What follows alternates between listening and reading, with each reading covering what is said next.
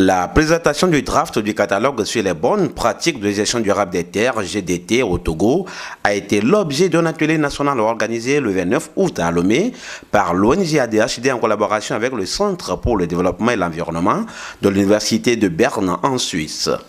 Soutenu financièrement par International Land Coalition, cet atelier a regroupé des représentants des ministères de l'Agriculture et de l'Environnement, des membres de la stratégie nationale d'engagement SNE Togo, des organisations de la société civile, des médias impliqués dans la SNE Togo, des consultants et du partenaire CDE venus de la Suisse. Cette rencontre a pour but de contribuer à promouvoir l'agriculture familiale pour une sécurité alimentaire au Togo. Le catalogue que ADHD est en train de mettre en place avec ILC et le Global Land Programme basé en Suisse. 3 organisations qui se proposent de résoudre un tant soit peu le problème de dégradation des terres pour pouvoir permettre aux populations qui vivent dans les milieux ruraux de profiter de leurs terres pour pouvoir subvenir à leurs besoins. Donc concrètement, aujourd'hui, nous avons réuni les techniciens de l'administration publique pour aider dans la mise en place de ce catalogue qui a recensé 13 bonnes pratiques de gestion de terre. Donc ces techniciens vont nous aider à enrichir ce document et après, nous allons vulgariser ce document auprès des populations à la base qui vont commencer avec notre appui à mettre en pratique la bonne pratique qui, à leur entendement, semble la meilleure. Son contenu, c'est les différentes bonnes pratiques que nous avons soit recensées à l'échelon national ou bien que nous avons ajoutées compte tenu des expériences que nous avons vues à gauche, à droite, ailleurs du Togo.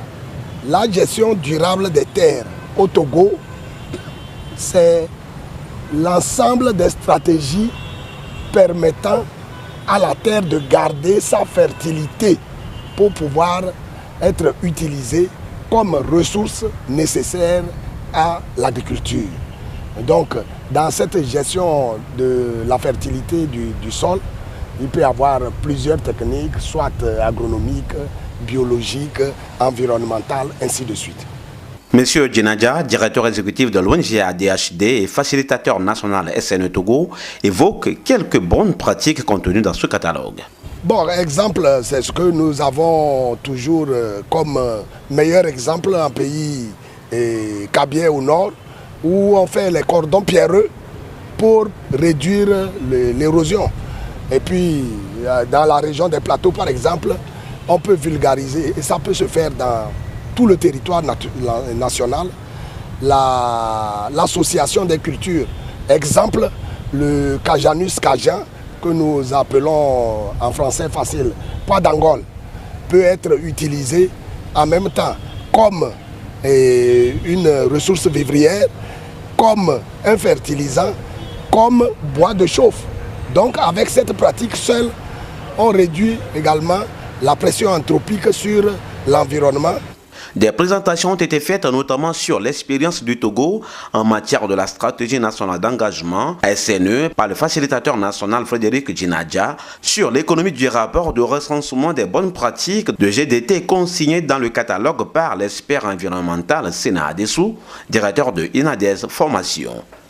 Pour identifier les pratiques qui ont fait l'objet du catalogue document qui a été validé aujourd'hui, nous avons utilisé une technique qu'on appelle l'approche d'analyse multicritère.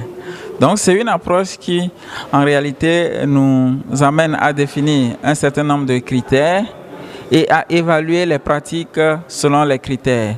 Et bien évidemment, les critères n'ont pas le même poids et donc du coup ça nécessite une certaine pondération avant d'aller à l'évaluation des pratiques proprement dites. Cet exercice est assez intéressant parce que ça permet de confronter les idées de plusieurs acteurs, de plusieurs experts du domaine, que ce soit les paysans, les techniciens, les décideurs. Donc tous ensemble, on se retrouve pour effectivement évaluer ces pratiques-là selon la vision de chaque acteur et à la fin, de toute façon, il y a un consensus qui est dégagé et qui nous a permis de retenir 13 bonnes pratiques qui ont été inscrites dans le catalogue, dont l'atelier a analysé le contenu et l'a validé. Le draft du catalogue de gestion durable des terres au Togo a été également exposé par le représentant du partenaire CDE, M. Albrecht, Head of Thematic Cluster à l'Université de Berne en Suisse.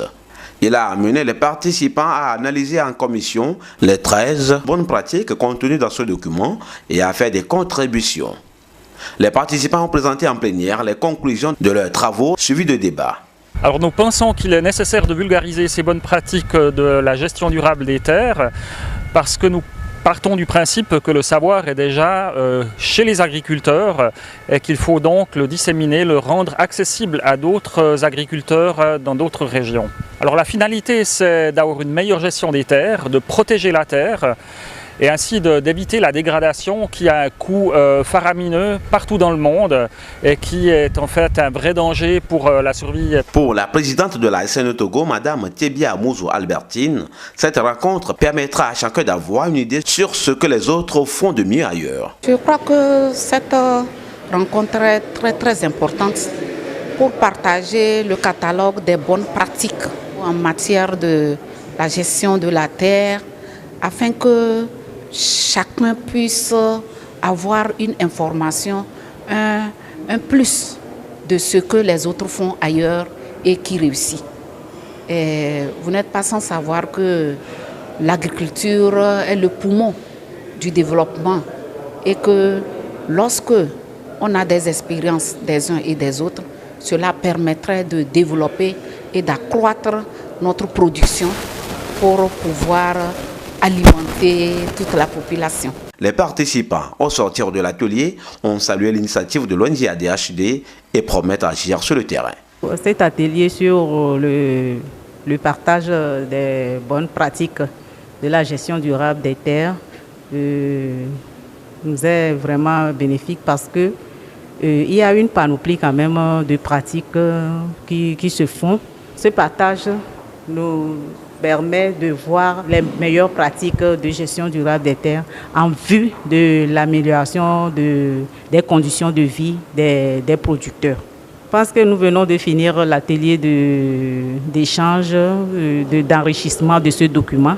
Donc quand le document final sera sorti et adopté, nous pensons sur le terrain à traduire le contenu en français facile que tous les producteurs ou même les techniciens agricoles pourront utiliser pour contribuer à l'amélioration de la productivité et à l'amélioration même de nos sols.